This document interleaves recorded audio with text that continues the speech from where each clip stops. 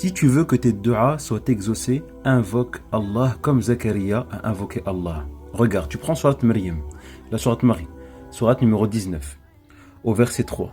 Allah dit, quand il invoqua son Seigneur, Zakaria, lors d'une invocation secrète. La première des choses à avoir lors de l'invocation, c'est la sincérité. Et pour concrétiser cette sincérité, c'est le secret, que personne ne te voit invoquer. Je ne dis pas que quand tu invoques devant les gens, ce n'est pas sincère. Non, loin de là. Mais là, pour prouver une sincérité, personne ne court. Lève-toi la nuit et commence à invoquer Allah subhanahu wa ta'ala. La deuxième des choses, il dit, Seigneur, mes os se sont affaiblis et ma tête est allumée de blancheur. Ici, Zakaria, il n'a pas demandé ce qu'il voulait. Il s'est d'abord humilié devant Allah subhanahu wa ta'ala. La deuxième des choses, c'est de reconnaître sa faiblesse devant Allah et de reconnaître Allah comme le seul et unique garant, celui qui peut tout nous donner.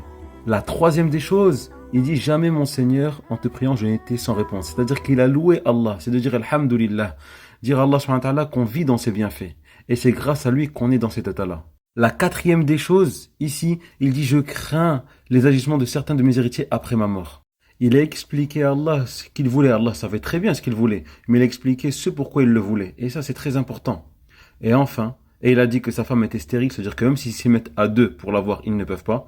Et à la fin de tout ça, il a demandé un fils. Il a enfin demandé ce qu'il voulait. Voici un des chemins de la vocation exaucée au début de Surat Maryam. Salam alaikum.